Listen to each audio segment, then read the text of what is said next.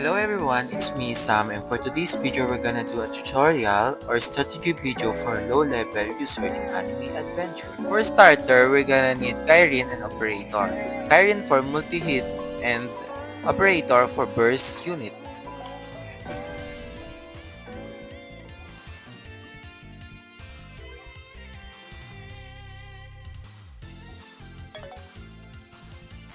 So mag-i-start tayo sa may Snowy Town kasi nandun yung mga enemies na may buff na such as Regen and Stun. So sa start, maglalagay muna tayo ng Kairin dun sa may bubong para ma-hit siya ng marami. Malaking tulong rin si Kairin sa early game kasi kahit maliit yung damage siya is marami siyang nahihit and it helps because mabilis siyang makapatay. Pagdating ng wave 3, pwede nyo nang ilagay sa operator para mga tulong siya na magbawas ng mga enemies and iset nyo siya sa strongest para dun siya sa may dulo magbabawas.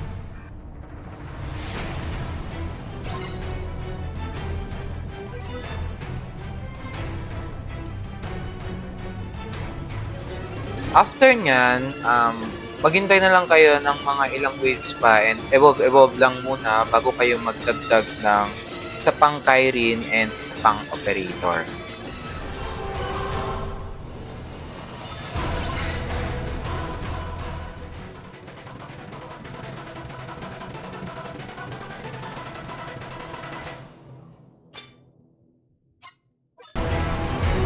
As you can see, meron na tayong tatlong operator and dalawang Kairin.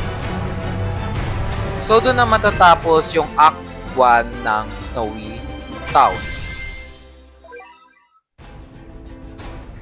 Then let's proceed sa stun.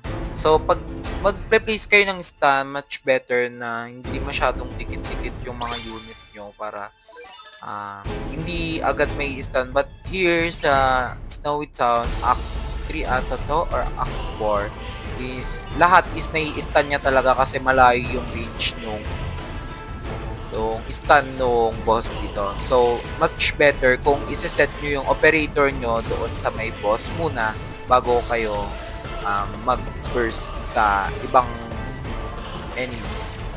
Kaya rin magandang hiwalay yung mga units nyo is para hindi agad makatakas yung ibang enemies sa may range ng magkakadikit na unit nyo. Such as yung kay Kairon, I think. Kirin, ewan ko. Basta yung heal type unit natin is nakaalis na yung mga nandoon sa may range niya. So, dyan na nag-e-end yung stun.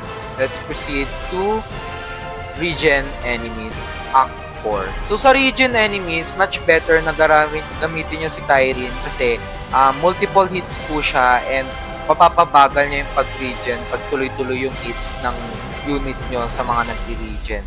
Kaya, much better naman kung meron kayong mga unit na nag-repeat such as Nobara or yung Hammer Girl na legendary. But dito kasi is meron lang tayong dalawang epic, so malas pa tayo dito.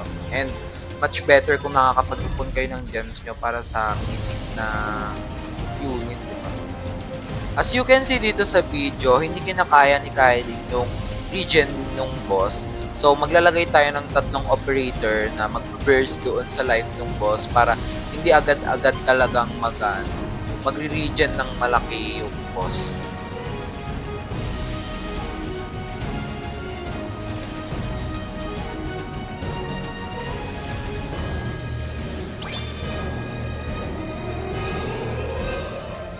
So, doon nag-e-end yung tutorial natin dito sa may Snowy Town.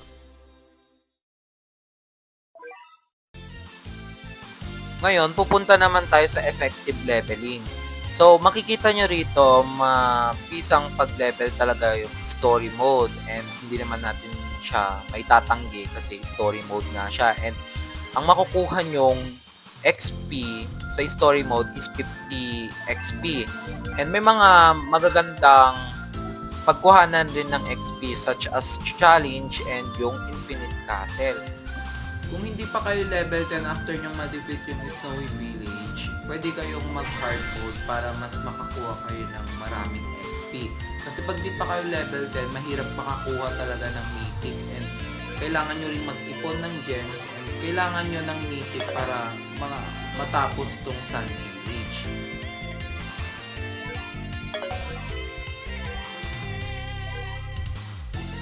Now, strategy naman sa challenge.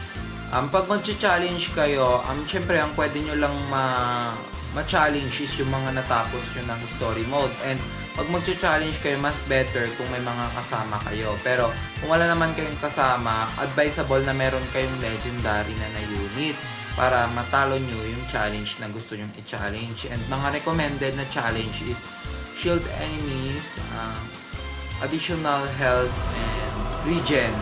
Huwag kayong kukuha ng speed kasi mahirap talunin yung speed.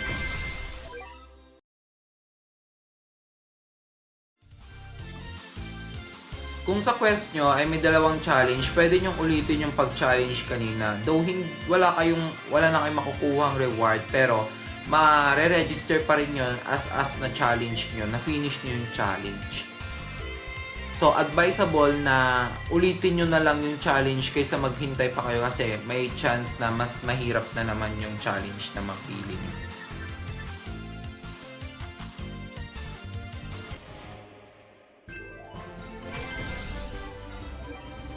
So, after nyo mag-level 10 is pwede na kayo mag-claim ng mga rewards sa mga events and pwede na rin kayo mag-code.